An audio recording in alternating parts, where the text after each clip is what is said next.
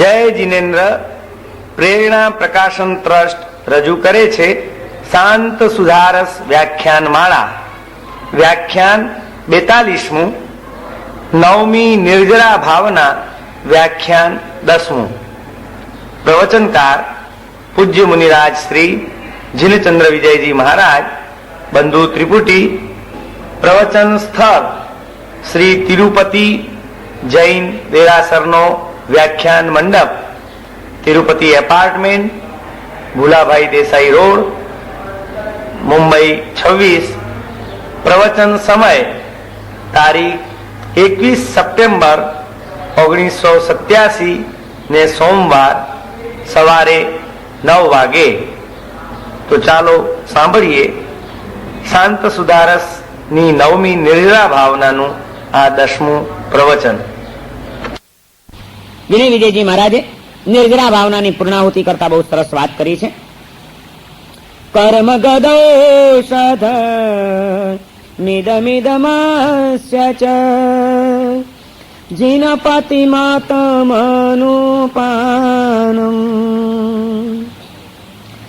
વિનય સમાચર સૌખ્ય નિધાનો સાંત સુધારસ પાનમ વિભાવય વિનય તપો મહિમાનમ.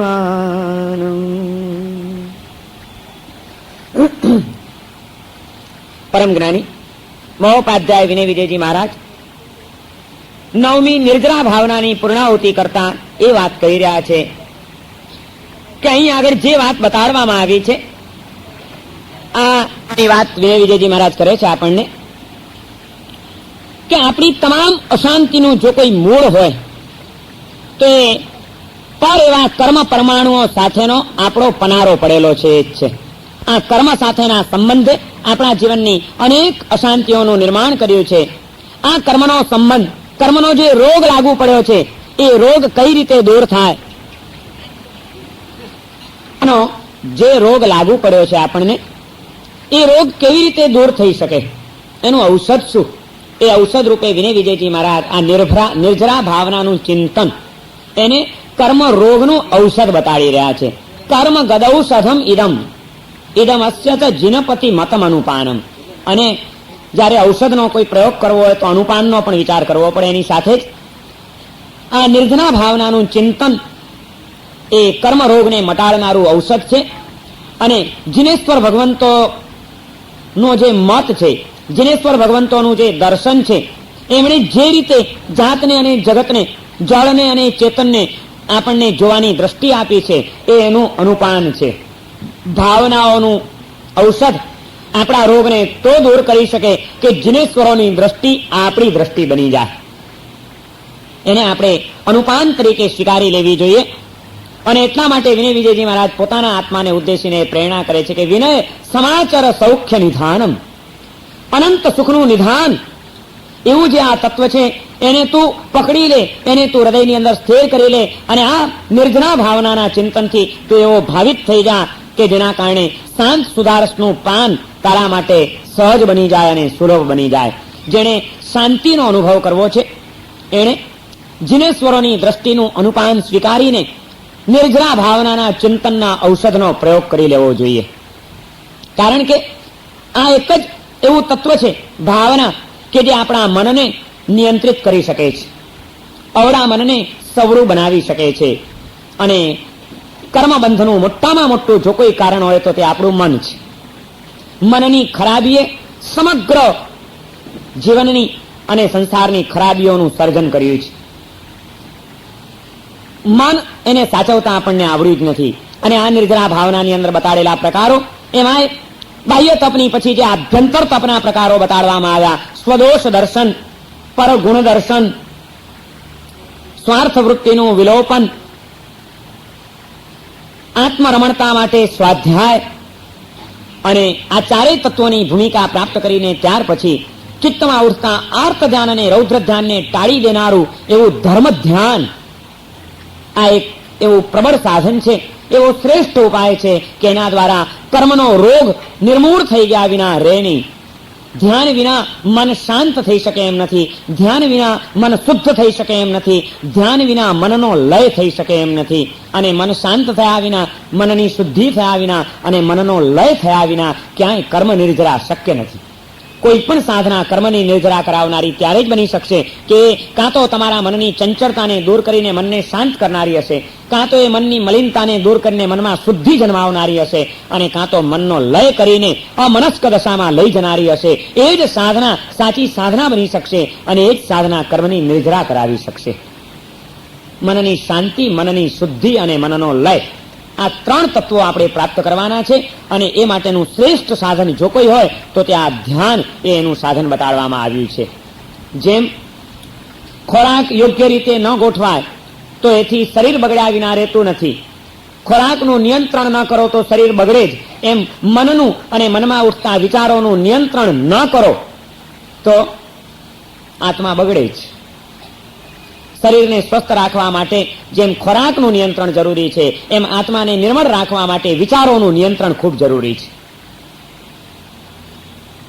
ગમે ત્યારે ખા ખા ખા ખા કરીને જ આપણે આપણું શરીર બગાડ્યું છે. સતત આપણે આપણા શરીરને આરામ જ આપતા નથી, માટે ઘણા બધા રોગો વધ્યા છે. એમ આપણે સતત વિચારો કર્યા જ કરીએ છીએ. જેમ આરોગ્યને માટે એકવાર ખાવ પછી બીજી વખત ખાવ, એ બે સમયની વચ્ચેનો થોડોક ગેપ પાડવો બહુ જરૂરી હોય છે. બપોરે ખાધું પછી સાંજે ખાઓ, બહુ તો વચ્ચે નાસ્તો કરો, પણ બે ટંકની વચ્ચે થોડોક ગેપ તો પડતો જ હોય છે. પેટને કમ્પ્લીટ આરામ મળતો હોય છે, માટે શરીર સ્વસ્થ રહી શકે છે. આત્માને સ્વસ્થ રાખવું હોય તો જ્ઞાની પુરુષોએ કીધું કે મનમાં પણ થોડોક ગેપ પાડતા શીખો. એક સરખા આપણે તો વિચારો કરતા જ રહીએ છીએ. ક્યાંય આપણે મનને આરામ આપતા જ નથી. રોજરીને આરામ મળવો જેમ જરૂરી છે, મનને પણ આરામ મળવો જરૂરી છે. અને એ મનને આરામ આપવા માટેનું શ્રેષ્ઠ સાધન હોય તો એ ધ્યાન છે. જેમ ગેપ પડવો જરૂરી છે, એમ બીજું પણ એક તત્વ છે. ખાતી વખતે કુપથ્ય જો ગમે તેવી વસ્તુઓ ખાવામાં આવે અને ખૂબ ખાવામાં આવે તો એ નુકસાનકારક છે. એમ ગમે તેવા ખરાબ વિચારો કરવામાં આવે અને ખૂબ વિચારો કરવામાં આવે તો એના કારણે પણ મન ઉપર તાણ અને ભાર વધ્યા વિના રહેતો નથી. જેમ બહુ ખાઓ અને ગમે તેવું ખાઓ, ખરાબ ચીજ ખાઓ, હલકી ચીજ ખાઓ તો વ્યગ્રતા આવશે, પેટ ભારે ભારે બની જશે. એમ ગમે તેવા વિચારો કરશો અને ખૂબ વિચારો કરશો તો મગજ ભારે ભારે બની જશે. માનસિક વ્યગ્રતા અને માનસિક તણાવની સ્થિતિ અતિ વિચાર અને દુષ્ટ વિચારોના કારણે ઊભી થાય છે. જેમ અતિ ખોરાક અને અયોગ્ય ખોરાક એ પેટની તાણ વધારે છે અને વ્યગ્રતાને લાવે છે, એમ અતિ વિચાર અને દુષ્ટ વિચાર એ મનની તાણ વધારે છે અને મનને વ્યગ્ર બનાવે છે. એને પણ ટાળવું જોઈએ. જેમ જામી પડેલો આંતરડાની અંદર જામેલો કચરો એ સતત આપણને અસ્વસ્થ બનાવ્યા વિના રહેતો નથી, એમ મનમાં ભેગા થઈ ગયેલા કેટલા કચરાઓ, એ કચરાઓ જો નિર્મૂળ ન થાય તો એ પણ જીવનને અસ્વસ્થ બનાવ્યા વિના રહે નહીં. જેટલી અસર ખોરાકની શરીર ઉપર છે એટલી અસર મનની આત્મા ઉપર છે. ખોરાક બગડે તો શરીર બગડે અને મન બગડે તો આત્મા બગડે, એમાં કોઈ શંકા નથી. અને આ મનને સુધારી લેવું એ જ આપણા આત્માના હિત માટેનું એક જરૂરી તત્વ છે. અને એ મનને સુધારવાનું, મનને આરામ આપવાનું. મન ખોટા વિચાર ન કરે, સારા વિચાર કરે. સારા વિચારમાં પણ એ મન વધુ ને વધુ શાંત થતું જાય અને ગેપ પડતો જાય, મનને આરામ મળતો જાય. નિર્વિચાર દશા, અમનસ્ક ભૂમિકાને આપણે પ્રાપ્ત કરી શકીએ એ માટે કંઈક આપણે કરવું જોઈએ. શું કરી શકીએ એને માટે?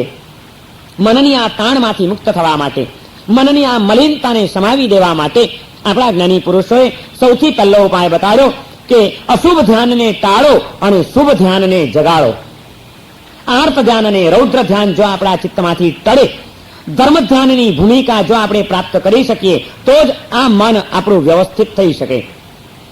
આ આર્ત ધ્યાન અને રૌદ્ર ધ્યાન જે અશુભ ધ્યાન છે એને ટાળવા માટે પણ ધર્મ ધ્યાનનું અવલંબન લેવું પડે છે. અને એ ધર્મ ધ્યાનના 4 પ્રકારો જુદી રીતના આપણે વિસ્તારથી વિચાર્યા. આજ્ઞા વિષય ધર્મ ધ્યાન, અપાય વિષય ધર્મ ધ્યાન, વિપાક વિષય ધર્મ ધ્યાન અને સંસ્થાન વિષય ધર્મ ધ્યાન. એ ધર્મ ધ્યાનનો એક પ્રકાર હતો. એમ ધર્મ ધ્યાનનો બીજો પણ એક પ્રકાર છે અને એના પણ 4 ભેદો છે. અને એ બીજો પ્રકાર જે છે એમાં 4 વાતો બતાડવામાં આવી. પિંડસ્થ ધ્યાન, પદસ્થ ધ્યાન, રૂપસ્થ ધ્યાન અને રૂપાતીત ધ્યાન. આ 4 ધ્યાનની સાધનાઓ દ્વારા આપણે આર્ત ધ્યાન અને રૌદ્ર ધ્યાનથી આપણા મનને બચાવી શકીએ છીએ. આ ધ્યાનમાં જો લીન થતા આવડે તો આપણા વિચારોની વચ્ચેનો ગેપ વધતો જાય. આ ધ્યાનને જો આપણે સિદ્ધ કરી લઈએ તો આપણા દુષ્ટ વિચારો અને અતિ વિચારો એ નિયંત્રિત થઈ ગયા વિના રહે નહીં. અને જ્યાં એ બધું નિયંત્રિત થયું એટલે શાંતિ, સ્વસ્થતા, સહજતા એ બધું આપણા જીવનમાં સુલભ બની જશે. અને એ માટે જે આ 4 પ્રકારો જ્ઞાની પુરુષોએ બતાડ્યા છે એમાંનો પહેલો પ્રકાર છે પિંડસ્થ ધ્યાન. આજ્ઞા વિચય, અપાય વિચય, વિપાક વિચય અને સંસ્થાન વિચય એ ચિંતનાત્મક ધ્યાનો હતા.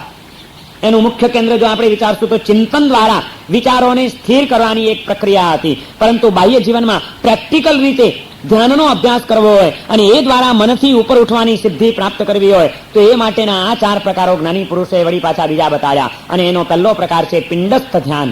પિંડ એટલે આપણું શરીર, અને શરીરમાં ધ્યાનને કેન્દ્રિત કરવું અને એ રીતે કેન્દ્રિત કરીને એમાં એક એવી લીનતા આવે કે જેના કારણે આપણું ચિત્ત જે અશુદ્ધિઓ પ્રાપ્ત કરી રહ્યું છે. ચિત્તની અશુદ્ધિ એટલે શું છે? કંઈ જ નથી. ચિત્તમાં ઉઠતા રાગ અને દ્વેષના તરંગો એનું નામ છે ચિત્તની અશુદ્ધિ. કારણ કે રાગ અને દ્વેષના એ તરંગો, એ વિચારો આપણા મનને મલિન બનાવે છે, ગંદુ બનાવે છે, અશુદ્ધ બનાવે છે. વિચારોનું ઘમસાણ એ ચિત્તની ચંચળતા છે. અને વિચારોની અંદર આવતી અશુદ્ધિ, રાગદ્વેષનો તરંગ એની મલિનતા છે. ચંચળતા અને મલિનતા, ઘમસાણ પણ ટાળવું પડે. અને ભલે ને બહુ વિચારો ન કરો પણ થોડાક વિચારો જે કરો એ થોડાક વિચારોમાં પણ જે રાગદ્વેષનું તત્વ ભરેલું પડ્યું છે એ જ્યાં સુધી ટળે નહીં ત્યાં સુધી શુદ્ધિ ના આવે. ચંચળતા ટાળીને એકાગ્ર કરવાનું છે મનને, અશુદ્ધિ ટાળીને પવિત્ર બનાવવાનું છે મનને.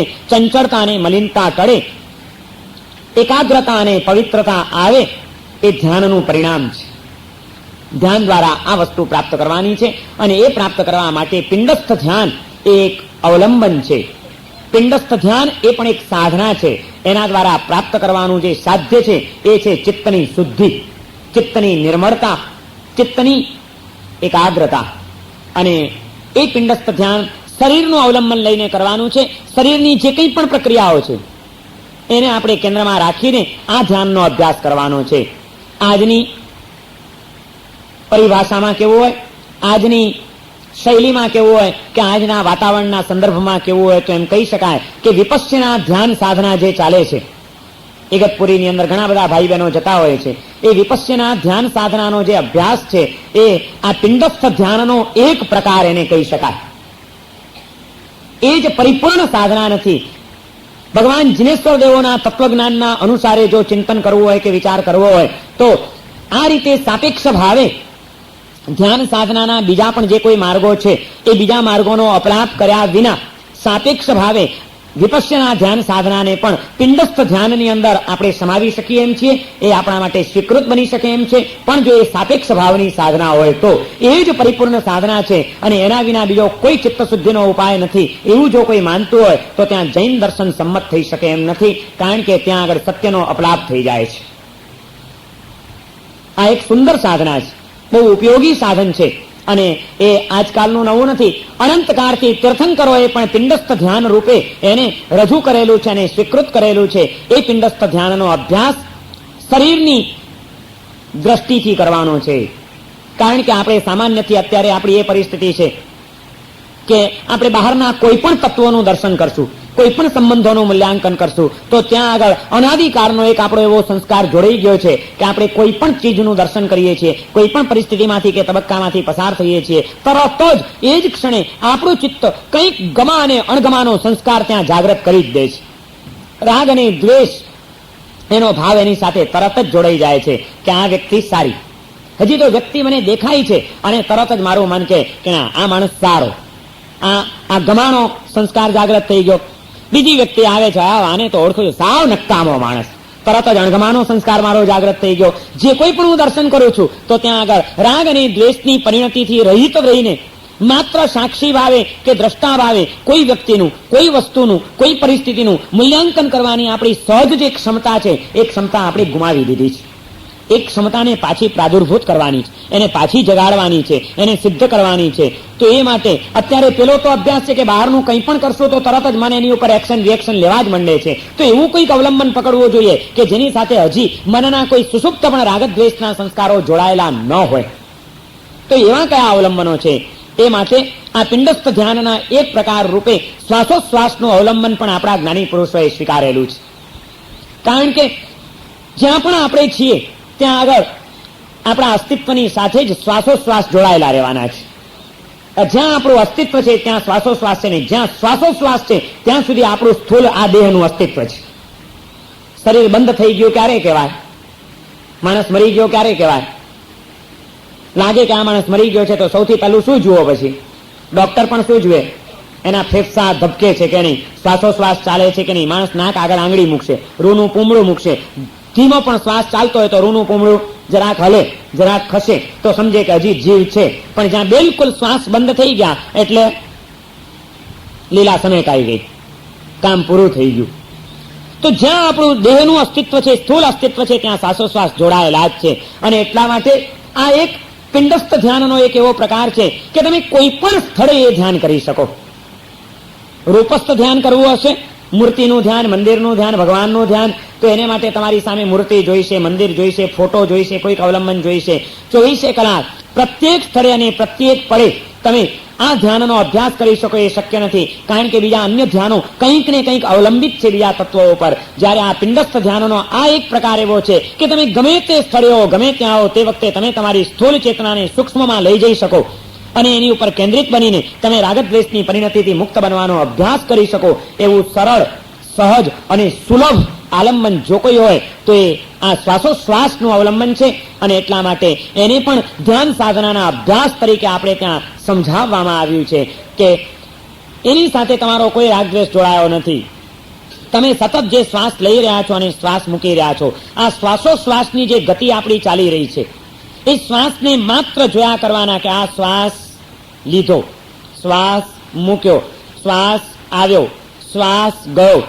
અને એ શ્વાસ આવતા જતા શ્વાસ ઉપર ધ્યાન કેન્દ્રિત કરીએ છીએ. જ્યારે આપણે આપણો મનોયોગ જ્યારે એમાં સ્થિર થાય છે ત્યારે એ મનની બીજી બધી પ્રક્રિયાઓ અને દોડધામો સ્થગિત થઈ ગયા વિના રહેતી નથી. એટલે બીજી દોડધામો સ્થગિત થઈ ગઈ એટલે એ દોડધામના કારણે ઉભા થતા રાગદ્વેષના સંસ્કારો છે એ પણ શાંત થઈ જશે. અને જ્યાં રાગદ્વેષ નથી ત્યાં આગળ કર્મબંધ અટકી જશે. કર્મબંધ અટક્યો એટલે આ સાધના દ્વારા અને ચેતનાની સૂક્ષ્મતા દ્વારા કર્મની નિર્જરા ચાલુ થઈ જશે. પિંડસ્થ ધ્યાન એ આપણને કર્મની નિર્જરા કરાવી શકે છે આ રીતે. કારણ કે આપણને રાગદ્વેષ રહિત પળોમાં સ્થિર રાખવાનો એક મોકો આપે છે, સ્થિર રહેવાનો.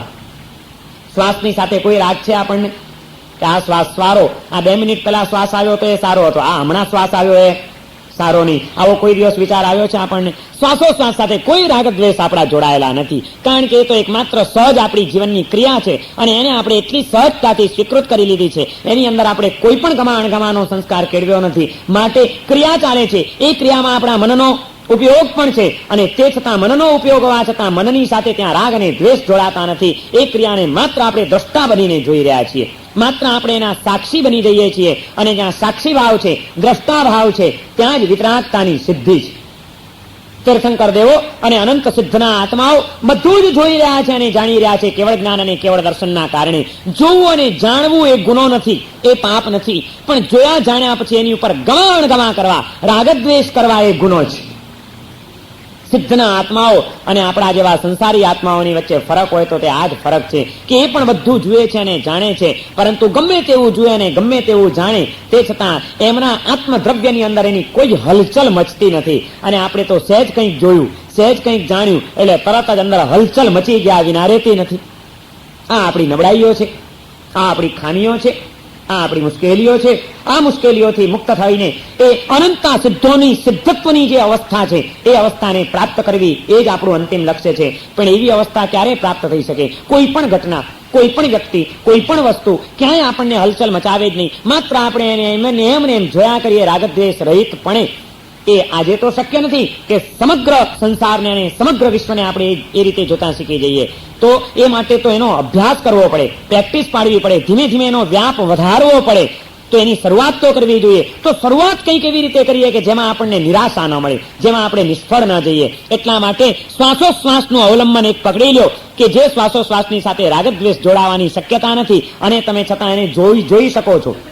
આજે તો આપણા શ્વાસોશ્વાસ ચાલે છે, પણ આપણે એના જ્ઞાતા અને દ્રષ્ટા બનતા નથી. અને જેના જ્ઞાતા અને દ્રષ્ટા બનીએ છીએ ત્યાં આપણો સાક્ષી ભાવ રહેતો નથી. ત્યાં તરત જ રાગદ્વેષ આવી જાય છે. જ્યાં રાગદ્વેષ નથી ત્યાં આગળ જાગૃતિ નથી, અને જ્યાં જાગૃતિ છે ત્યાં રાગદ્વેષ ભેગા પડેલા છે. હકીકતમાં સિદ્ધિ તો એમાં છે કે જાગૃતિ હોય અને છતાં રાગદ્વેષની રહિતતા હોય, એનું નામ સિદ્ધિ છે જીવનની. એનું જ નામ સિદ્ધિ છે. માણસ ઊંઘમાં પણ રાગદ્વેષ નથી કરતો, પણ શું આપણે એને સિદ્ધ દશાનો અનુભવ કહીશું? ઘસઘસાટ જ્યારે તમે ઊંઘો છો ત્યારે તમે કદાચ રાગદ્વેષ નથી કરતા, માની લો સ્થૂળ ભૂમિકાએ, પણ આપણે એને સિદ્ધ દશા નહીં કહીએ. કારણ કે ભલે રાગદ્વેષની તીવ્રતા ન હોય તે વખતે, પણ જાગૃતિ નથી, એ મૂર્છિત અવસ્થા છે, અજાગ્રતપણું છે. જ્યારે આત્માનો સ્વભાવ તો જાગ્રત રહીને રાગદ્વેષ રહિત થવું એ આત્માનો સ્વભાવ છે. સતત જાગૃતિ, અવિચ્છિન્ન જાગૃતિ, પ્રતિપળ એ જાગૃતિની અવસ્થા, જ્યાં ક્યાંય પણ પ્રમાદ, મૂર્છા, નિદ્રા એનો કોઈ અંશ ન હોય એવી જે આત્મ અવસ્થા, અને એ વખતે પણ રાગદ્વેષનો કોઈ લેપ ન હોય, એ આપણું અંતિમ લક્ષ્ય છે. એ સિદ્ધ કરવા માટે જાગ્રતપણે બિલકુલ આપણે અવરનેસ, જાગ્રત હોઈએ, એકદમ આપણી ચેતના સૂક્ષ્મ બનેલી હોય. એક પણ શ્વાસ મારે ખ્યાલ વિના જવા નથી દેવો કે મારા ખ્યાલ બહાર એક પણ શ્વાસ નીકળી જાય ને ખ્યાલ વિના એક પણ શ્વાસ અંદર ઘૂસી જાય. સતત જોતા રહેવાનું, અને તે છતાં એ જોતા હોઈએ કે આ શ્વાસ આવ્યો ગયો, આવ્યો ગયો, અને છતાં એની ઉપર કોઈ રાગ નહીં, કોઈ દ્વેષ નહીં. આપણે માત્ર એને જ્ઞાતા બનીએ છીએ. એક ત્રીજી વ્યક્તિ તરીકે આપણે એને માત્ર જોઈ રહ્યા છીએ. અને એ સિદ્ધિ એક એવી વિરલ સિદ્ધિ છે કે એ અભ્યાસ કેળવાય. પછી ધીમે ધીમે એ અભ્યાસને વધારવાનો કે શ્વાસોશ્વાસને તો રાગ દ્વેષ વિના જોઈ શકીએ છીએ. હવે શરીરના બીજા અંગોને, બીજી હલચલોને આપણે સાક્ષી ભાવે જોઈ શકીએ. અને એમ કરતા કરતા જયારે આપણી સૂક્ષ્મતા આવતી જાય ત્યારે પછી ધીમે ધીમે એ સૂક્ષ્મ બનેલી ચેતના પછી શરીરની અંદર ઉઠતી વેદનાઓને પણ આપણે સાક્ષી ભાવે જોતા થઈએ કે ના, આ વેદના ઉઠી, પણ એમાં પણ હવે જેમ શ્વાસોશ્વાસ પ્રત્યે રાગદ્વેષ નહોતો, એમ આ શરીરમાં મને અત્યારે અહીં આગળ કંઈક દુખી રહ્યું છે, પણ એ દુખે છે ને માત્ર હું જોઈશ, એની પ્રત્યે પણ કોઈ અણગમાનો સંસ્કાર, કોઈ બીજો રાગદ્વેષનો સૂક્ષ્મ પણ સંસ્કાર ન જોડાઈ જાય, એ માટે હું જાગ્રત રહીશ ને એ જાગૃત રીતે જોતો રહીશ. ત્યારે વિતરાગ દશાની એ ભૂમિકાનું સર્જન થશે. અને એ રીતે શરીરની શ્વાસોશ્વાસની ગતિ, શરીરના સૂક્ષ્મ સ્પંદનો, શરીરની અંદર ચાલતી સૂક્ષ્મ ગતિઓ, એ બધાના કારણે પછી શરીરમાં ઉઠતી સાતા અને અસાતાની અનુભૂતિઓ, આ બધાને પણ આપણે સૂક્ષ્મ બનીને એને અનુભવતા શીખવું પડે. અને એ અનુભવતા અને સતત આપણી ચેતનાને જાગ્રત રાખતા કે માત્રમાં હું જ્ઞાતા છું, હું એક દ્રષ્ટા છું, મારે આની અંદર ઇન્વોલ્વ નથી થવાનું, જોડાઈ નથી જવાનું, મારા મનની અંદર એના કોઈ પણ રિએક્શન્સ ઉભા ના થઈ જાય. એ સતત જાગૃતિ સાથે મારે માત્ર એના એક દ્રષ્ટા બનીને એમાંથી પસાર થવાનું છે. એ અનુભૂતિમાંથી પસાર થઈ અને અભ્યાસ કેળવાતો જાય. પછી વેદના શરીરમાં ઉઠે છે, એમાં પણ કોઈ રાગદ્વેષ નહીં. અને જ્યારે વેદનાઓને, શરીરની કોઈ મુશ્કેલીઓને, શરીરની કોઈ તકલીફોને પણ આપણે રાગદ્વેષ રહિત જોતા થઈ જઈએ તો પછી સાધનાની અંદર ક્યાંય પણ કોઈ વિક્ષેપ આપણા ચિત્તમાં નહીં આવી શકે.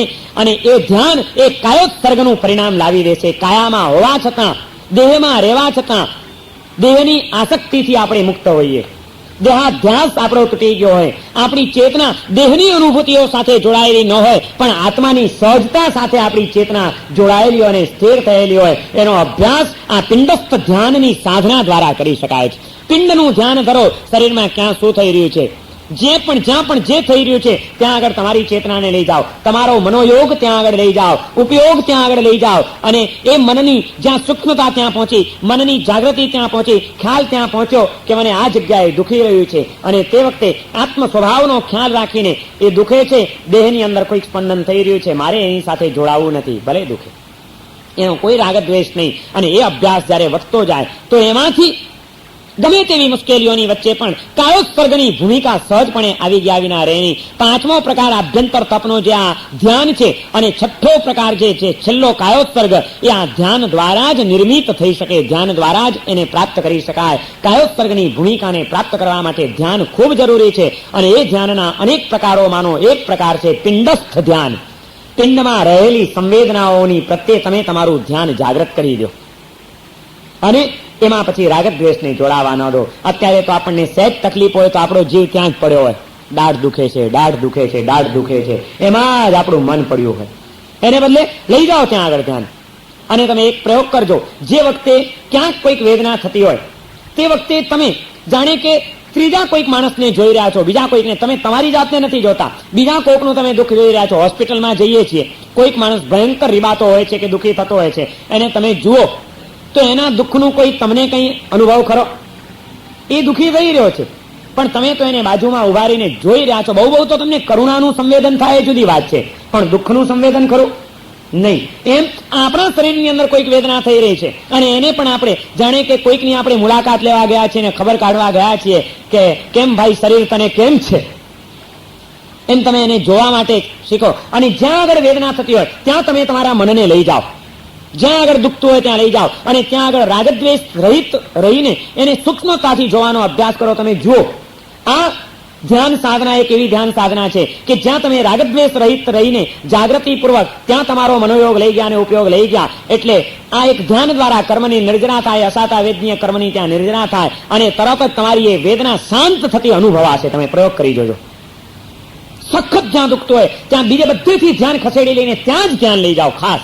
અને લઈ જવા છતાં પણ રાગદ્વેષને ન જોડા દો કે મારે જોવું છે, અહીં દુખે છે, ક્યાં દુખે છે, બસ ત્યાં આગળ ધ્યાનને કેન્દ્રિત કરો અને વેદના વિલીન થવા માંડશે અને સ્વસ્થતા અને સહજતા પ્રાપ્ત થવા માંડશે. ભલે ક્ષણિક પણ એ સૂક્ષ્મ પણ કર્મની નિર્જરા થઈ રહી છે, એની એ સાક્ષી છે, એની એ અનુભૂતિ છે.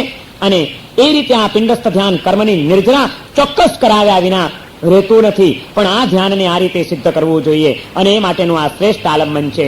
શ્વાસોશ્વાસથી એનો પ્રારંભ થાય, શરીરની સંવેદનાઓમાં એ આગળ વધે અને વેદનાઓને પણ સાક્ષી ભાવે જોવાના પરિણામ રૂપે એ પૂરેપૂરું વિસ્તરી જાય. ત્યારે પિંડસ્થ ધ્યાન, જેને આજની આધુનિક શૈલીની અંદર કે બૌદ્ધ પરંપરામાં જળવાયેલી એ ધ્યાન સાધનાની પરંપરા અનુસાર જેને વિપશ્યના કહેવામાં આવે છે, તેરા પંથની આમનાય અનુસાર ચાલતી ધ્યાન સાધનામાં જેને પ્રેક્ષા ધ્યાન કહેવામાં આવે છે, તીર્થંકરોએ એને પિંડસ્થ ધ્યાન તરીકે રજૂ કર્યું છે. કોઈ જ ફરક નથી, પરંતુ ફરક ત્યાં જ પડી જાય છે કે અન્ય પરંપરાઓમાં જ્યારે એને જ સર્વસ્વ માની લેવામાં આવે અને એ સિવાય જાણે કે ચિત્ત શુદ્ધિનો અને ચિત્ત શાંતિનો બીજો કોઈ માર્ગ જ નથી એવું જ્યારે સ્વીકારી લેવામાં આવે ત્યારે આપણને થોડો વાંધો આવી જાય અને દુઃખ થાય કે ભાઈ સત્યને પામવાના અનંત માર્ગો જ્યારે જ્ઞાની પુરુષોએ અને તીર્થંકરોએ બતાડ્યા છે ત્યાં આગળ આપણે એક જ માર્ગને સ્વીકાર કરવો અને આપણે નથી જાણતા માટે બીજો કોઈ માર્ગ જ ન હોઈ શકે એવો સત્યનો અપલાપ કરીએ તો આપણે સત્યના લોપક બની જઈએ. માટે જ્યાં આગળ જેટલું સત્ય છે એને આપણે જરૂર પ્રેમથી સ્વીકારીએ, પણ સત્યના બીજા પણ પાસાઓ અને બીજા પણ માર્ગો હોઈ શકે છે એ સત્યને આપણે ક્યારેય પણ ન અવગણીએ. કોઈ પણ સાધના એ સાપેક્ષ સાધના હોય છે, એક જ સાધનાને પરિપૂર્ણ સાધના માની ન શકાય કે એક મેવ એ જ સાધના છે એવું કહી ન શકાય. પિંડસ્થ ધ્યાન નો પ્રારંભ આ રીતે રાગદ્વેષ રહિત થવાની અનુભૂતિ સાથે કરવાનો છે. બીજી બધી વસ્તુઓ સાથે આપણા ક્યાંક ને ક્યાંક આ રાગદ્વેષના સંસ્કાર જોડાયેલા રહેશે. આમાં ક્યાંય આપણા રાગદ્વેષના સંસ્કાર જોડાતા નથી. હવે જ્યારે આપણે એની ઉપર ધ્યાન કેન્દ્રિત કરીએ છીએ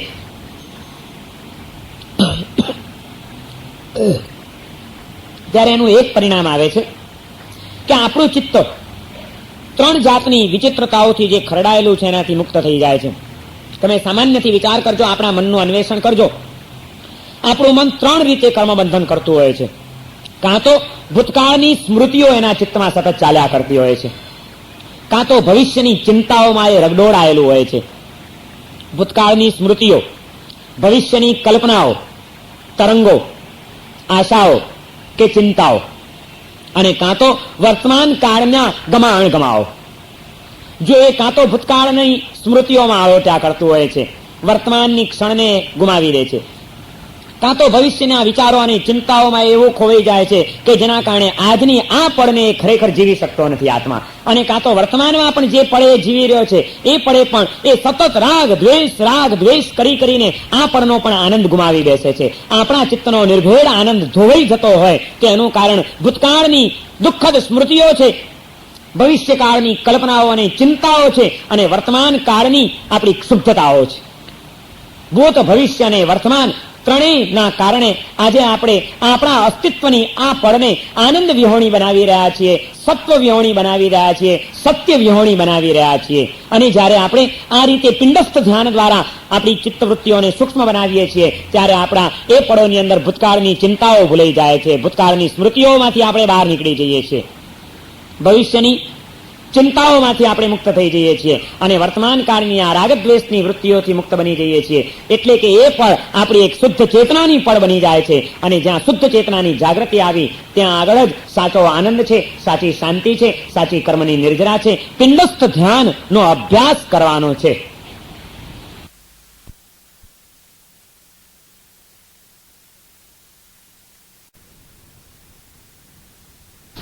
અને આ જ વાતને આપણે ત્યાં કેટલીક ધર્મ ક્રિયાઓમાં પણ સાંકળી લેવામાં આવેલી છે. પ્રાચીન કાળની અંદર આપણે ત્યાં શ્વાસોશ્વાસની સાધના રોજની આવશ્યક ક્રિયાઓમાં બતાડવામાં આવી હતી સાધુ, સાધ્વી, શ્રાવક અને શ્રાવિકાઓને માટે. આપણે ત્યાં જે કાયોત્સર્ગની વાત આવે છે કે 4 લોગસનો કાઉસર્ગ, 8 લોગસનો કાઉસર્ગ, 16 લોગસનો કાઉસર્ગ, આ કાયોત્સર્ગની અંદર કાયોત્સર્ગ કરવાનો છે. પ્રતિક્રમણમાં આવે તો એમ વિધિમાં કે ભાઈ કાયોત્સર્ગ કરવાનો. કાયોત્સર્ગ એટલે દેહ ભાવથી મુક્ત થવાનું. સીધો અર્થ એનો એ છે કે કાયામાં રહેવા છતાં, દેહમાં રહેવા છતાં દેહ ભાવથી મુક્ત થઈ જવાનું. ઉત્સર્ગ એટલે ત્યાગ, કાયોત્સર્ગ એટલે કાયાનો ત્યાગ. તો શું આપણે કાયાનો ત્યાગ કરી શકશું? આત્મહત્યા કરવાની વાત છે ત્યાં આગળ કાયોત્સર્ગ કરવો એટલે? ના, આત્મહત્યા નથી કરવાની, પણ દેહમાં રહેવા છતાં જે આપણી આત્મબુદ્ધિ, દેહાત્મ બુદ્ધિ કેળવાયેલી છે, દેહમાંથી આત્મબુદ્ધિને ખસેડી લેવાની છે. દેહાત્મ બુદ્ધિનો ક્ષય કરી નાખવાનો છે, દેહાધ્યાસને તોડી નાખવાનો છે. એ કેવી રીતે છૂટી શકે? તો એ માટેનું આ એક અવલંબન આપણા જ્ઞાની પુરુષોએ બતાડ્યું હતું કે તમે જો શ્વાસોશ્વાસની સાથે તમારી ચેતનાને જોડી દેશો તો દેહ ભાવ ભૂલાઈ જશે, દેહાશક્તિ ક્ષીણ થઈ જશે. અને એટલા માટે કાયોત્સર્ગની જે અસલ શાસ્ત્રીય વિધિ છે એ લોગસ ગણવાની વિધિ નથી, પરંતુ શ્વાસોશ્વાસની વિધિ છે. આજે પણ જૂના જમાનાની કોઈ પ્રતિક્રમણની ચોપડીઓ છપાયેલી મળે છે અને હસ્તલિખિત પણ એવી પ્રતો મળે છે કે જેની અંદર લખવામાં આવેલું હોય છે કે આ રીતે આટલી વિધિ થઈ પછી ત્યારબાદ 100 શ્વાસોશ્વાસનો કાયોત્સર્ગ કરવો. શ્વાસોશ્વાસનો કાયોત્સર્ગ છે, લોગસનો કાઉસર્ગ નહીં. 100 શ્વાસોશ્વાસનો કાઉસર્ગ, 108 શ્વાસોશ્વાસનો કાઉસર્ગ, 1008 શ્વાસોશ્વાસનો કાઉસર્ગ, 25 શ્વાસોશ્વાસનો કાઉસર્ગ, 28 શ્વાસોશ્વાસનો કાઉસર્ગ. આવા બધા વિધાનો આપણા જૈન ધર્મ ગ્રંથોમાં અને આપણી ક્રિયાઓના સંદર્ભ સૂત્રોની અંદર આપણને પ્રાપ્ત થાય છે. પરંતુ કાળની કોઈ બલિયારી ગણો, પરંપરાનો કોઈ જળવાઈ નહીં, માટે એ પરંપરા ધીમે ધીમે લુપ્ત થઈ ગઈ અને પ્રતિક્રમણાદી ક્રિયાઓમાં કાયોત્સર્ગની અંદર શ્વાસોશ્વાસનું જે મહત્વ હતું એ મહત્વ છૂટી ગયું અને માત્ર સૂત્રોનું અવલંબન રહી ગયું. જો આવું ન હોય તો હવે હું તમને એક વિચાર આપું કે જો શ્વાસોશ્વાસનું મહત્વ ન હોત, શુદ્ધિને માટે શ્વાસોશ્વાસનું ધ્યાન બહુ જરૂરી છે, એ જો ન હોય તો શા માટે ક્યારેક એમ કે ભાઈ લોગસનો કાઉસર્ગ સાગરવર ગંભીરા સુધી, ક્યારેક એમ કે લોગસનો કાઉસર્ગ ચંડેશ્વર નિમ્ન લહેરા સુધી, ક્યારેક એમ કે લોગસ સંપૂર્ણ ગણવાનો. ભાઈ લોગસ એટલે ગણધર ભગવંતોનું બનાવેલું સૂત્ર છે. જે ગણધર ભગવંતોએ 7 ગાથા અને એક ગાથાની 4 કડી એટલે 7 ચોક 28 કડીઓનું પવિત્ર સૂત્ર જે ગણધર ભગવંતોએ બનાવીને આપ્યું, એવું ગણધર ભગવંતોના બનાવેલા એ શબ્દોને કાપી નાખવાની કઈ જરૂર ખરી? શા માટે સાગરવર ગંભીરા? છેલ્લી લીટી છે સિદ્ધા સિદ્ધિમ મમ દિશંતુ. હે અનંત સિદ્ધ ભગવંતો, મને પણ આપ સિદ્ધિને આપનારા થાવ. કેટલી સુંદર પ્રાર્થના છે. સિદ્ધો મને સિદ્ધિને આપનારા થાવ. આ પદ શા માટે છોડી દેવાનું? સિદ્ધોની પ્રાર્થનાની કેમ બાદબાકી કરવામાં આવી? આવું કઈ થઈ શકે? શા માટે? કોઈ દિવસ વિચાર કર્યો છે તમે? કોઈ દિવસ કોઈ સાધુ મહારાજને જઈને પૂછ્યું કે મહારાજ સાહેબ, આવી સરસ પ્રાર્થના તમે કેમ કઢાવી નાખો છો અમારા કાયોત્સર્ગમાં? પણ મહત્વ લોગસનું હતું જ નહીં. પ્રાચીન કાળમાં કાયોત્સર્ગ શ્વાસોશ્વાસના હતા, પણ શ્વાસોશ્વાસની પરંપરા છૂટી ગઈ, અથવા તો શ્વાસોશ્વાસનો અભ્યાસ કરવાનું સરળ નહોતું, બધાને ફાવતું નહોતું. માટે એ શ્વાસોશ્વાસનો કાયોત્સર્ગ થાય એ માટેના અવલંબન રૂપે, એના પણ સાધન રૂપે લોગસનું આલંબન આપણા જ્ઞાની પુરુષોએ ગોઠવી આપ્યું. અને એ લોગસ ગણવાની શાસ્ત્રીય વિધિ છે કે કાયોત્સર્ગમાં લોગસ કેવી રીતે ગણાય? કાઉસર્ગ કરતા તો આવડે છે ને? કેટલા કાઉસર્ગ કર્યા ભાઈ આપણે? તમે કર્યા ને મેં પણ કર્યા, ને આજે તમે કરો છો ને હું કરું છું. પણ આજના મારા ને તમારા કાયોત્સર્ગના કોઈ ઠેકાણા નથી. આપણે બધે ગરબડ ગોટાળા ચલાવે જ રાખીએ છીએ અને બાપુની ગાડી હાલી જાય છે, જેમ આગળથી હાલી આવી છે એમ ને એમ એવી કરુણ દશા આપણી આ ધર્મ ક્રિયાઓની થઈ છે. અને છતાં જ્યાં ધ્યાનની વાત આવે ત્યાં આગળ અમે લોકો સાધુ સંતો અને અમારા પ્રબુદ્ધ કહેવાતા શ્રાવકો એ પાછા એમ કે ધ્યાનની વાતો કરવાની આપણી આવશ્યક ક્રિયાઓ એ જ ધ્યાન છે, આપણી એક એક ક્રિયામાં જ ધ્યાન છે. પણ ક્યાં છે ધ્યાન? બતાડો તો ખરા, કોક તો સમજાવો, ક્યારેક તો પ્રેક્ટિકલ કરાવો. માત્ર વાતો કરશું કે અમારી ક્રિયા એ જ ધ્યાન છે ને અમારી ક્રિયામાં બધું ધ્યાન પડેલું છે, ક્યાંય ધ્યાનની વાતો હોય નહીં. અરે એમ ન કરાય, ન ચાલી શકે. તમે જો હવે તમારા ઘરની અંદર તમે આ અનુભૂતિઓ નહીં કરાવી શકો, એ સાચા જિજ્ઞાસુ આત્માઓને ધ્યાનના આ માર્ગે તમે જો નહીં લઈ જઈ શકો, તો એ વ્યક્તિઓ પછી ગમે ત્યાં એ ધ્યાનની જિજ્ઞાસાથી જાય તો એમાં ગુનેગાર એ નથી, ગુનેગાર તમે છો. સંઘના નાયકો છે, સંઘના અધિકારીઓ છે, પરંપરાને ચલાવનારા ધાર્મિકો છે કે જેમણે પરંપરાને પણ વિશુદ્ધ નથી રાખી. માટે ધ્યાનની જિજ્ઞાસા વ્યક્તિઓને બીજે લઈ જાય છે અને પછી કેટલાક અસહિષ્ણુ આત્માઓ તરત જ એમાં ધર્મનો ધ્વંસ થતો દેખાય છે. આ વિપસ્સનામાં જાય છે, આ રજનીશમાં ગયા, આ મુક્તાનંદમાં ગયા, આ અહીં જાય છે, આ ત્યાં જાય છે. એટલે ક્યાંય જવાની જરૂર નથી, આપણે ત્યાં બધું છે. આપણા શાસ્ત્રોમાં અમારે ત્યાં બધું છે, પણ કોક દાડો તો તિજોરી ખોલીને બતાડો કે શું છે અને ક્યાં છે. બધું છે, બધું છે, બધું છે, કેમ ચાલ્યા કરશે ને ક્યાં સુધી ચાલ્યા કરશે? હકીકત છે કે અમારી એક એક આવશ્યક ક્રિયાઓ એ ધ્યાન છે. અમારું એક ખમાસમણું એટલે એમાં યોગના આસનો આવી જાય, પ્રાણાયામ આવી જાય, યોગની મુદ્રાઓ આવી જાય. પણ એ ખમાસમણું એ એવું કંઈક તમારે કરીને બતાડવું તો પડશે કે નહીં, કોકને શીખવાડવું તો પડશે કે નહીં, એના પરિણામો તમારે એની પાસે અનુભવવા પડશે કે નહીં. એ જો તમે નહીં અનુભવાવી શકો તો કઈ રીતે એ ખમાસમણું એક મહાન ક્રિયા છે એવી શ્રદ્ધા તમે જન્માવી શકશો આજની નવી પેઢીની અંદર? કાયોત્સર્ગ એક જબરજસ્ત સાધના છે, પણ એ કાયોત્સર્ગ કેવો હોય? જ્ઞાની પુરુષોએ, આપણા પ્રાચીન પૂર્વજોએ કીધો છે, એનો પણ આપણે કોઈ ખ્યાલ મેળવ્યો છે ખરો? લોગસનું મહત્વ નથી, કાયોત્સર્ગની અંદર શ્વાસોશ્વાસનું મહત્વ છે. અને માટે જ ક્યાંક ચંદેશુ નિમ્મલેરા, ક્યાંક સાગરવર ગંભીરા અને ક્યાંક પરિપૂર્ણ કાયોત્સર્ગ કરવાનું વિધાન આપણા જ્ઞાની પુરુષોએ કર્યું છે. જ્યાં આગળ 100 શ્વાસોશ્વાસનો કાયોત્સર્ગ કરવાનો હોય, જેવી ગ્રંથિ જેવા દોષ લાગ્યા હોય, દોષની શુદ્ધિ માટે કાયોત્સર્ગ છે, તો 100 શ્વાસ લેવા અને 100 વખત મૂકવા અને એ શ્વાસોશ્વાસની અંદર ચેતનાને અને મનને કેન્દ્રિત કરવું. એના દ્વારા ભૂત, ભવિષ્ય અને વર્તમાનની એ સ્મૃતિઓમાંથી આપણું ચિત્ત મુક્ત બને છે, એટલે રાગદ્વેષની પરિણતિથી રહિત થાય છે અને ત્યાં કર્મની નિર્જના થાય છે. આ કર્મની નિર્જના કરાવવા માટે કાયોત્સર્ગ હતો અને એમાં એવા 100 શ્વાસોશ્વાસના કાયોત્સર્ગનું વિધાન જ્યાં કર્યું કે આ આજની ક્રિયા ચલો 100 શ્વાસોશ્વાસની કરવી છે તો કેવી રીતે થાય? એને માટે કીધું કે સાગરવર ગંભીરા સુધી 4 લોગસનો કાયોત્સર્ગ કરવો. એટલે હવે કાયોત્સર્ગમાં લોગસ પણ ગણવાનો હોય તો કેવી રીતે ગણવાનો એની વિધિ બતાડી છે. શાસ્ત્રોમાં કીધું છે ઉસાસો પાય સમો. આ એક શાસ્ત્ર વાક્ય છે, એક શ્લોકની પંક્તિ છે. ઉસાસો પાય સમો. પાય એટલે પદ, કડી, પંક્તિ. ઉસાસો એટલે શ્વાસોશ્વાસ. એક શ્વાસોશ્વાસ પ્રમાણ એક પદ થવું જોઈએ. લોગસ્સ ઉજ્જો અગરે, આ એક પદ કહેવાય. ધમ્મ તિથ્થ યરે જીણે, આ બીજું પદ થયું. એક એક જે કડી છે એને એક એક પદ કહેવામાં આવે છે. આવું એક પદ બોલાય અને એક શ્વાસોશ્વાસ થાય. એવી રીતે કાયોત્સર્ગની અંદર લોગસ ગણવાનો. ઉસાસો પાય સમો, એક શ્વાસોશ્વાસની સાથે એક એક પદ બોલાતું જાય એવી રીતે કાયોત્સર્ગ કરવાનો છે. આમ અપ્પાણમ વોસિરામી કર્યું અને શરૂ કરીએ એટલે આપણો આમ શ્વાસ ઉપર પણ ધ્યાન હોય કે આ શ્વાસ આ થયું એટલે આટલામાં લોગસ ઉજ્જો અગરે, પછી થઈ ગયો એક શ્વાસોશ્વાસ પૂરો. હવે બીજો જયારે લો છો ને મૂકો છો એટલામાં ધમ્મ તિથ્થ યરે જીણે, પછી ત્રીજો આવ્યો હરિયંતે કિત્તૈસમ, ચોથો આવ્યો ચૌવી સંપી કેવલી. 4 શ્વાસોશ્વાસ થાય ત્યારે લોગસની એક ગાથા બોલાય. આજે તો આપણો ફ્રન્ટિયર મેં લોગસ ખલાસ પૂરો કાયોત્સર્ગ આપણો. અરે ક્યાં આપણા તે કોઈ કાયોત્સર્ગના ઠેકાણા છે? આ તે કઈ શાસ્ત્રની આ મર્યાદાઓ છે. હું કોઈ મારા ઘરની વાત નથી કરતો, હું કોઈ મારું ચિંતન તમારી આગળ રજૂ નથી કરતો. આમાં કોઈ નવીનતા નથી. આ તો તમે લોકો નથી જાણતા એટલે તમને નવીનતા લાગે છે. બધા કે શું મહારાજ સાહેબ તમે તો આ નિર્જરા ભાવના આવી તો અમે કોઈ દિવસ સમજ્યા જ નથી, તમે બહુ સરસ બતાડો છો. મેં કીધું હું નથી બતાડતો, આપણા જ્ઞાની પુરુષો બતાડીને ગયા છે. મને એ જાણવા મળી, તમને નથી મળી એટલે તમને નવું લાગે છે. એમ લાગે છે કે મહારાજ સાહેબ કંઈક કહી રહ્યા છે. કોણ હું એટલે કેનાર પણ? અને ઘરનું બતાડવાનો મને શું અધિકાર છે? પણ આપણા એ સર્વજ્ઞ જ્ઞાની પુરુષો, દિવ્ય જ્ઞાનીઓ આ કહીને ગયા છે કે ઉસાસો પાય સમો, શ્વાસોશ્વાસની સીધી સાધના તમે ન કરી શકો તો એ તમારે શ્વાસોશ્વાસની ગણતરી ન કરવી પડે. તમે તો લોગસ બોલતા જાઓ ને સહજ રીતે તમારા શ્વાસોશ્વાસને આ 1 શ્વાસ થયો, આ 2 થયો, 3 થયો, 4 થયા, 5 થયા, ક્યાં તમે શ્વાસોશ્વાસની ગણતરી કરવા બેસશો? એના કરતા તમારે ગણતરી ન કરવી પડે ને સાધના થઈ જાય. એ માટે આ લોગસનું અવલંબન આપ્યું કે એક શ્વાસોશ્વાસની સાથે એક એક કડી બોલતા જજો. એ રીતે એક લોગસની 7 ગાથા, એટલે એની એક ગાથાની 4 પંક્તિ, એટલે એક લોગસની કેટલી થઈ? 28 થઈ, બરોબર.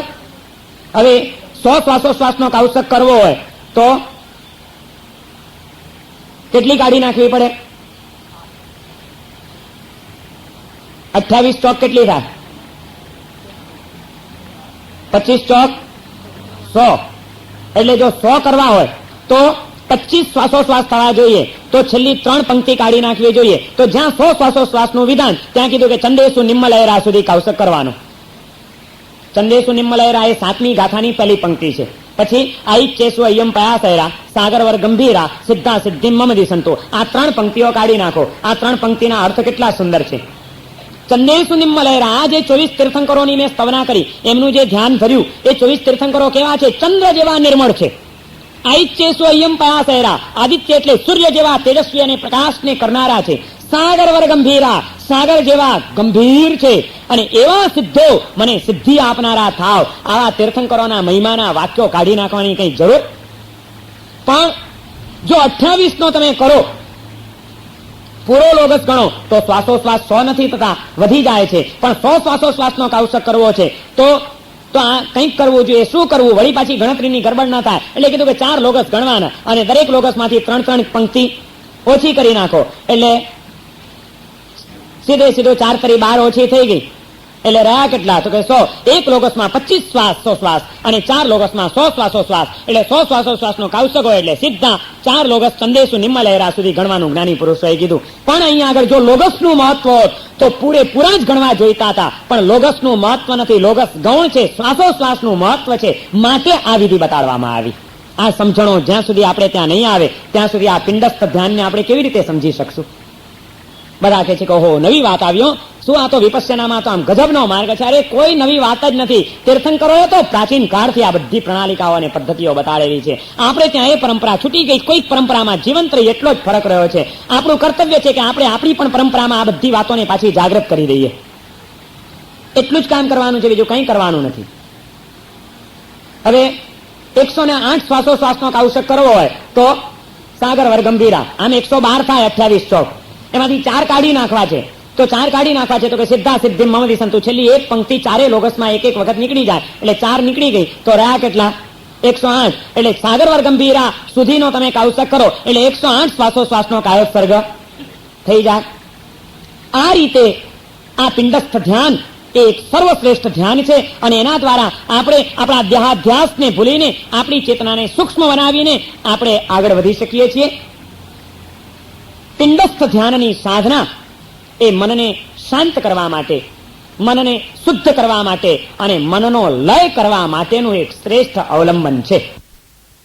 અને એ શ્વાસોશ્વાસ પછી શરીરની અન્ય જે પ્રક્રિયાઓ છે, શરીરમાં ઉઠતા બીજા જે સ્પંદનો અને સંવેદનાઓ છે, શરીરની અંદર જાગતી જે વેદનાઓ છે, એ બધાને પણ એ રીતે એકવાર એ સૂક્ષ્મ બની તમારી ચેતના, સ્થિર બન્યું તમારું મન, અંદરની વસ્તુઓને પકડતું થયું, પછી એને તમારી સૂક્ષ્મ સંવેદનાઓ અને સૂક્ષ્મ વેદનાઓ ઉપર લઈ જાઓ. અને તે વખતે પણ પેલી વખતે જેમ રાગદ્વેષ રહિત દશામાં તમે રહી શક્યા છો, એ રાગદ્વેષ રહિત દશામાં રહેવાનો તમે અભ્યાસ કરો એટલે ત્યાં આગળ તરત જ કર્મની નિર્જરા થઈ જાય કે પૂર્ણ જાગૃતિ અને છતાં ક્યાંય રાગ કે દ્વેષની કોઈ અસર નહીં.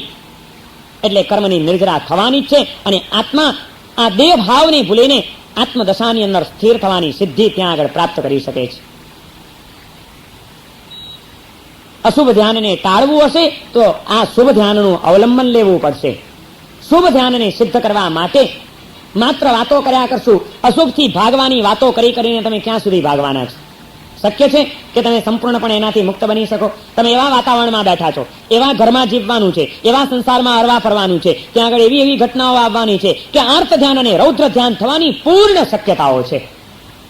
એક પણ દિવસ તમારો એવો નહીં જતો હોય કે જે દિવસે તમને આર્ત ધ્યાન ને રૌદ્ર ધ્યાનના કોઈ નિમિત્તો ન મળતા હોય. તમે જાગ્રતો ને એનાથી તમે બચી શકો એ બને, પણ તમને એવું નિમિત્ત જ ન મળે એવું બને આ સંસારમાં? મળવાનું જ છે. તો તમે એનાથી ભાગી શકો એમ નથી. ભાગીને તમે ક્યાં ભાગશો? ગમે ત્યાં જાઓ, નિમિત્તો એ જ આવવાના છે, અવલંબનો એ જ મળવાના છે, વાતાવરણ એવામાં જ મુકાવવું પડવાનું છે. એક જ કામ કરવું પડે, નિમિત્તોથી ભાગવાને બદલે ચેતનાને જગાડવાનું કામ કરવું જોઈએ. આપણે ભાગવાનું શીખ્યા છીએ, જાગવાનું શીખ્યા નથી. ભાગીને ક્યાં ભાગશો? એના કરતા જાગો, ભાગો નહીં. જે છે એ છે, પણ એમાં તમે જાગૃત બની જાઓ.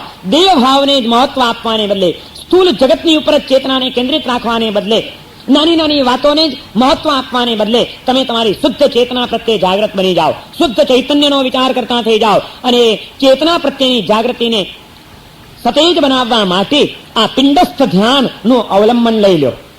તો પછી તમે કાયોત્સર્ગ ધ્યાનમાં હશો ત્યારે કદાચ ગમે તેવી ઘટના પણ બની ગઈ, તાકાત નથી કે તમને કોઈ પણ અવલંબન, કોઈ પણ પ્રક્રિયા કે કોઈ પણ બહારની ક્રિયા એ તમારા ચિત્તમાં કોઈ વિષય કે કસાયની વૃત્તિને જગાડી જાય, કોઈ રાગ કે દ્વેષની પરિણતિને વધારી જાય, કોઈ શક્ય નથી. જો કાયોત્સર્ગ ધ્યાન કરતા આવડે, પિંડસ્થ ધ્યાન દ્વારા દેહ ભાવને ભૂલતા આવડે, તો દેહ ઉપર શું થઈ રહ્યું છે એનો કોઈ ખ્યાલ ના આવે અને એટલી પડો આપણી સિદ્ધત્વની પડો બની જાય.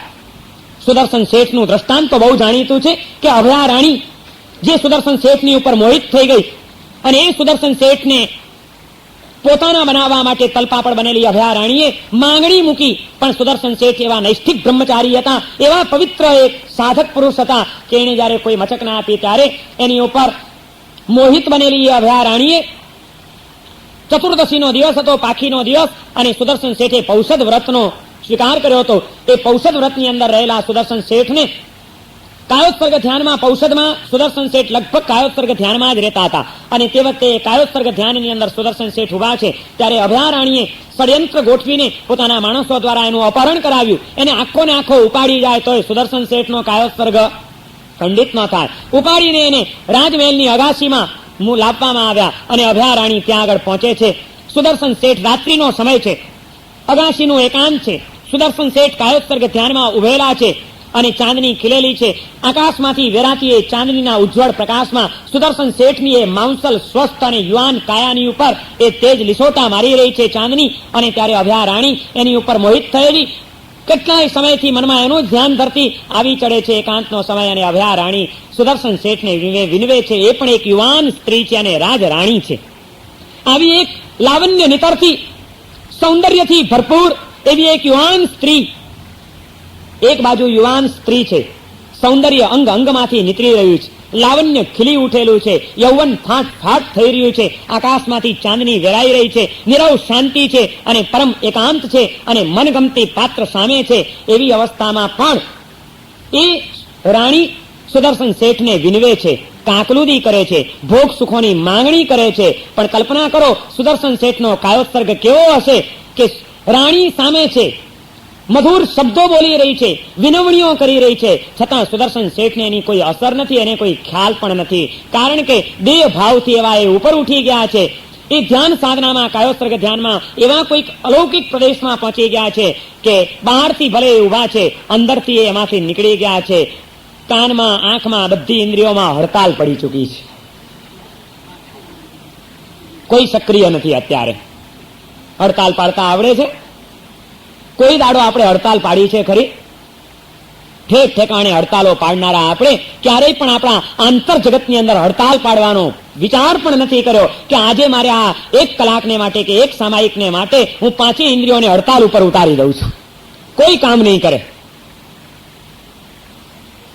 અને છેવટે મોહાંધતાની પરાકાષ્ઠાએ પહોંચેલી અભયા રાણી જયારે કંઈ નથી કરી શકતી, તે વખતે એનું કંઈ નથી વળતું, હવે એ તો હદ પર આવી ગઈ છે ને પરાકાષ્ઠાએ પહોંચી છે, ત્યારે પોતે દોડી જાય છે અને સુદર્શન શેઠને બાથમાં લે છે, ભેટી પડે છે.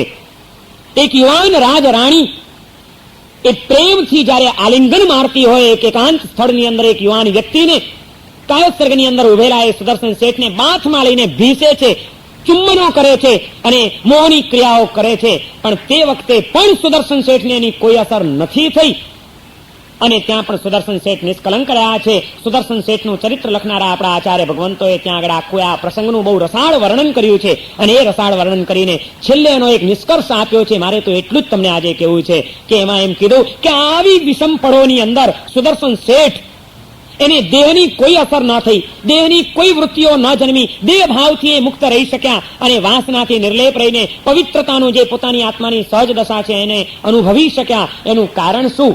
આવા અનુકૂળ ઉપસર્ગની વચ્ચે પણ ટકી રહેવાની સિદ્ધિ એમને શેનાથી પ્રાપ્ત થઈ? ત્યાં આગળ શબ્દો વાપર્યા છે કે સિદ્ધ સ્વરૂપના ધ્યાનમાં લીન હોવાના કારણે. આ શબ્દ છે, સંસ્કૃતમાં એમનું ચરિત્ર લખાયું છે, એમાં એમ લખ્યું છે સિદ્ધ સ્વરૂપ ધ્યાનાવસ્થયા, એટલે કે સિદ્ધ સ્વરૂપના ધ્યાનમાં લીન હોવાના કારણે કાયોત્સર્ગ ધ્યાનમાં રહેલા એ સુદર્શન શેઠ આ અનુકૂળ ઉપસર્ગને જીતી ગયા. બાહ્ય ભૂમિકાએ વિષયને કસાયના ગમે એવા વાવંટોળ વિંઝાય, તમે ભાગી ભાગીને ક્યાં ભાગશો? સુદર્શન શેઠ ક્યાં ભાગી શકે હવે? અત્યારે કોઈ તાકાત નથી. પણ કાયોત્સર્ગ ધ્યાનની અંદર એવા ખોવાઈ ગયા છે. કાયોત્સર્ગ ધ્યાનમાં લીનતા એવી આવી ગઈ છે કે એ લીનતાના કારણે દેહમાં હોવા છતાં એની ચેતના દેહથી મુક્ત બની ગઈ છે. દેહાધ્યાસ એનો છૂટી ગયો છે. દેહ ભાવને ભૂલીને આત્મભાવમાં એ લીન બન્યા છે. કારણ કે જેવો સિદ્ધ ભગવંતોનું નિર્મળ સ્વરૂપ હતું, દેહાતીત અવસ્થા હતી, એવી જ પોતાનું પણ દેહાતીત સહજ સ્વરૂપ છે. એ સિદ્ધ સ્વરૂપનું જે સિદ્ધનું સ્વરૂપ છે એવું જ સ્વરૂપ મારામાં પડેલું છે. હું સિદ્ધ સ્વરૂપી છું. એ સિદ્ધ સ્વરૂપના ધ્યાનમાં લીન હોવાના કારણે દેહનું ધ્યાન ભૂલાયું અને દેહમાં ચેતના જ નથી. ત્યાં મળદા ઉપર કોઈ કંઈ પણ કરે તો અસર થાય. એમ સુદર્શન શેઠ અત્યારે દેહ ભાવથી એટલા બધા પર થઈ ગયા છે કે આધ્યાત્મિક ભૂમિકાએ કેવું હોય તો એમનું આધ્યાત્મિક મૃત્યુ થઈ ગયું હતું. એના દેહનું સ્પિરિચ્યુઅલ ડેથ, આધ્યાત્મિક મૃત્યુ હતું એના દેહનું. એનો આત્મા એનાથી બહાર નીકળી ગયો છે અને એ બહાર નીકળી જવાના કારણે એને જે સિદ્ધિ પ્રાપ્ત કરી છે એને કોઈ અસર નથી. માટે જ્ઞાની પુરુષોને લખવું પડ્યું કે કાયોત્સર્ગ ધ્યાનમાં લીન હોવાના કારણે સિદ્ધ સ્વરૂપના ધ્યાનની અનુભૂતિમાં આ સુદર્શન શેઠ આ પરીક્ષાને જીતી ગયા. કારણ કે ભાગ્યા નહીં, જાગ્યા. પોતાની શુદ્ધ ચેતના પ્રત્યે એટલા બધા જાગૃત બની ગયા કે જે અશુદ્ધ ચેતના જ્યાં આગળ વીંટળાયેલી હતી એનાથી એ સહજપણે મુક્ત બની શક્યા. આપણે પણ જો વિષય અને કસાયથી મુક્ત બનવું હોય, રાગદ્વેષની પરિણતિઓને તોડી નાખવી હોય, ચિત્તની અશાંતિ, અશુદ્ધિ અને અનેકાગ્રતાને જો આપણે છોડી દેવી હોય તો એ માટે અશુભ ધ્યાનને ટાળવું પડશે. પણ અશુભ ધ્યાનને ટાળવા માટે માત્ર ભાગવાનો ધંધો નહીં ચાલે. જેમ એ અશુભ નિમિત્તોથી બચવાનો પ્રયત્ન કરીએ એમ સાથે આપણું ઉપાદાન યોગ્ય બનાવીએ. રેઝિસ્ટન્સ પાવર આપણો એટલો બધો આપણે વિકસાવી દઈએ કે વિપરીત વાતાવરણની વચ્ચે પણ આપણને એની કોઈ અસર ન થાય એવી ભૂમિકાને આપણે પ્રાપ્ત કરવી જોઈએ. અને એ રેઝિસ્ટન્સ પાવર આપણો વધે, સંરક્ષણાત્મક શક્તિ આપણી પાવરફુલ બને એ માટે શુભ ધ્યાનનો માર્ગ આપણે સ્વીકારવો પડશે. ધર્મ ધ્યાનની સાધના કરવી પડશે. એ ધર્મ ધ્યાનની સાધના ચિંતનની ભૂમિકાએ કરવાની છે. આજ્ઞા વિચય, અપાય વિચય, વિપાક વિચય અને સંસ્થાન વિચય દ્વારા અને પ્રેક્ટિકલ સાધનાની રૂપે કરવાની છે. પિંડસ્થ, પદસ્થ, રૂપસ્થ અને રૂપાતીત ધ્યાન દ્વારા. એમાંનો પહેલો પ્રકાર છે પિંડસ્થ ધ્યાન. એ પિંડસ્થ ધ્યાન દ્વારા કેવી રીતે આપણે આ અવસ્થાએ પહોંચીએ એનો વિચાર આજે કર્યો. હવે પદસ્થ ધ્યાન, રૂપસ્થ ધ્યાન અને રૂપાતીત ધ્યાન એ આજે પૂરું કરવું હતું, પણ ઘડિયાળ કહે છે કે સમય થઈ ગયો છે એટલે આપણે એને કાલ ઉપર મુલતવી રાખીએ. કાલે તો હવે ચોક્કસ નિર્જરા ભાવના મારે પૂરી કરવી જ પડશે. ખરેખર વિચાર્યું નથી હોતું એવું નીકળી પડતું હોય છે અને આનંદ એટલો બધો આવે છે એમ થાય કે શું આ જ્ઞાની પુરુષોના તત્વ બિંદુઓ છે એમાં જો ડૂબકી માર્યા જ કરીએ બહાર નીકળવાનું જ મન ન થાય એવો આ અદભુત જ્ઞાનનો ખજાનો છે.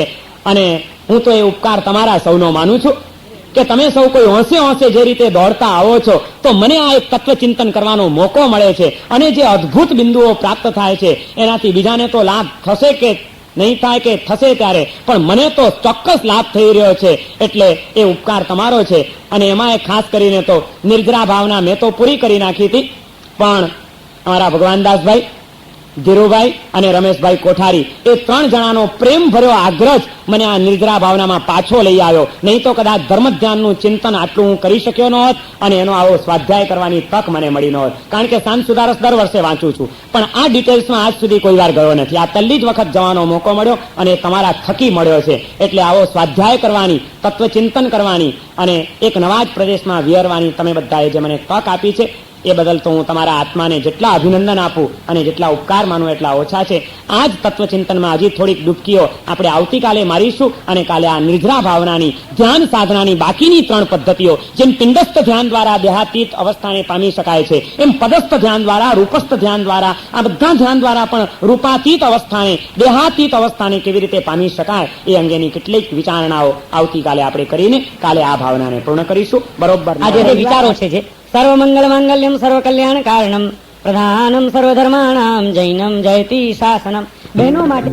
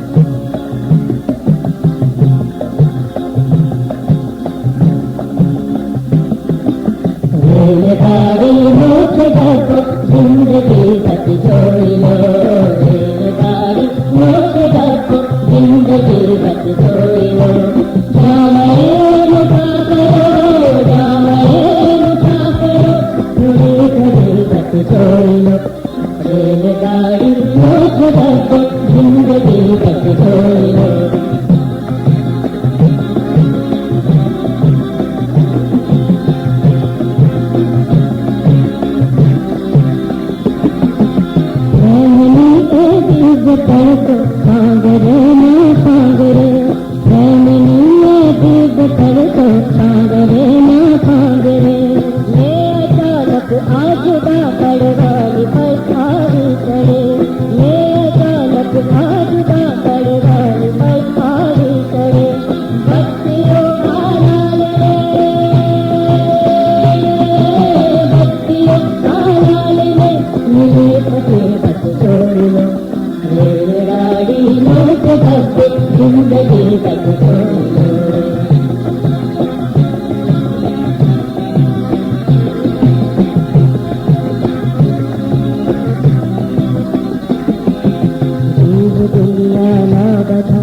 पान लो उतार